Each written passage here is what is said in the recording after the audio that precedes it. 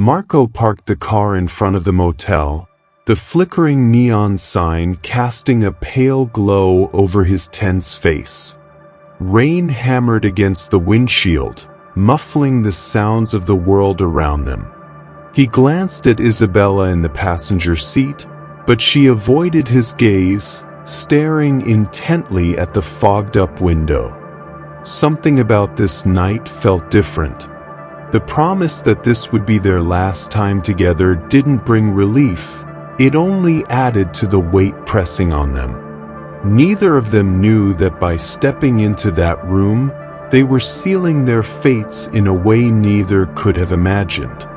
From the moment they picked up the key to room 7, a sense of unease settled over them.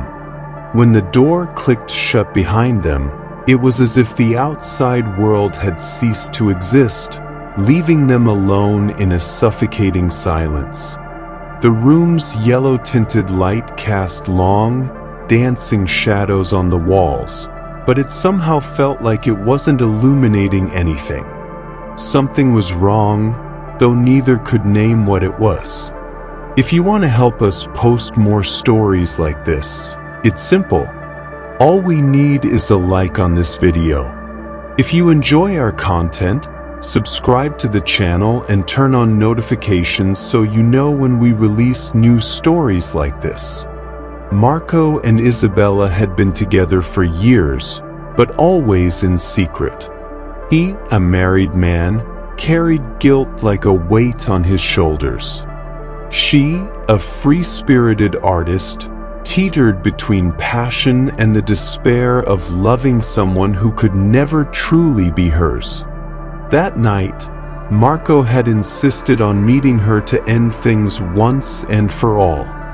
"It's for the best," he had said, but as they stepped into that room, the idea of an ending felt impossibly distant. "Do you really think you can just go back to your life like nothing happened?" Isabela asked, crossing her arms. Her tone was sharp, but her voice wavered, betraying the sadness beneath her anger. "I think we have to try," Marco replied, unable to meet her gaze. The silence between them stretched long enough to become unbearable. Finally, Isabela broke it with a question that made the air in the room feel heavier. "Do you remember the cabin?" Marco looked away, knowing exactly what she was referring to but unwilling to revisit the memory. It was a moment that had been filled with joy and yet carried a shadow that lingered over them ever since. 5 years earlier, when their affair was still new and filled with promises, they had spent a weekend in a remote cabin. It was an escape planned with care, a world where only they existed, free from judgment or consequence.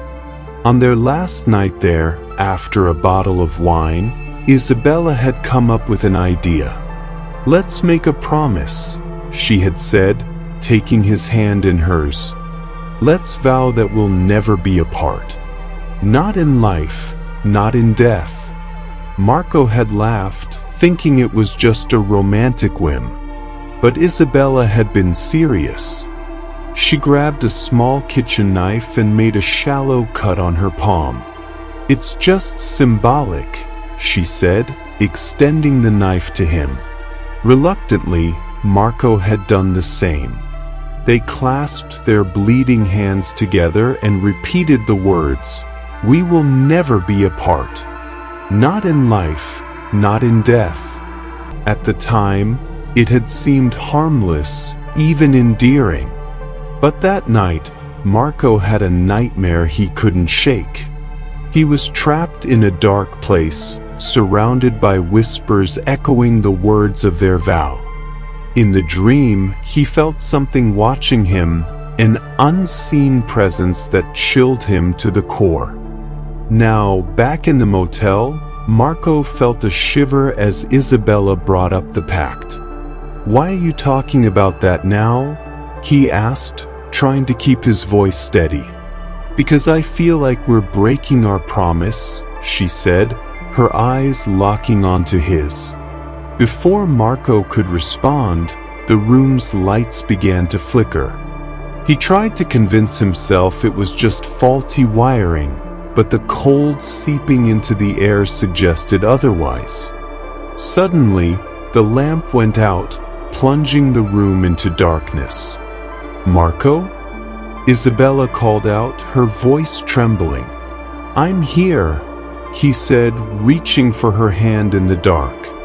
The moment their fingers touched, the air around them grew icy, and a low humming sound filled the room, rising in intensity until it became almost unbearable.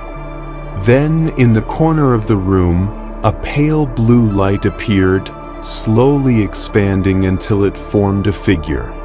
It was tall and skeletal, with glowing eyes like burning embers. Its presence was oppressive, and Marco's chest tightened as he struggled to breathe. "You made a promise," the figure said, its voice reverberating like a distant storm. Marco tried to speak, but his voice failed him. "The promise has been broken," the entity continued, stepping closer. Isabela began to sob, clutching Marco's hand tightly. "Please," she whispered. "We didn't know it was real." "Words have power," the figure said. "And you sealed your fate that night." The floor began to tremble, and the walls seemed to close in around them. Marco searched for a way out, but it was as if the room had become a trap. He turned to Isabela, and in that moment, something inside him shifted. He pulled her into a tight embrace, as if to shield her from what was coming.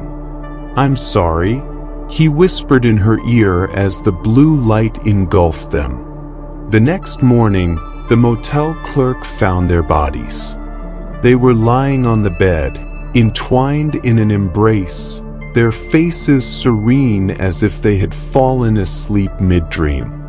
Above the bed, etched into the wall, was a strange symbol glowing faintly before it vanished entirely. The story spread quickly, but no one could explain what had truly happened in that room.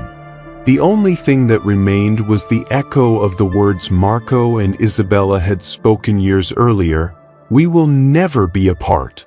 Not in life, not in death." Want to know more about this story and many others we still have to share?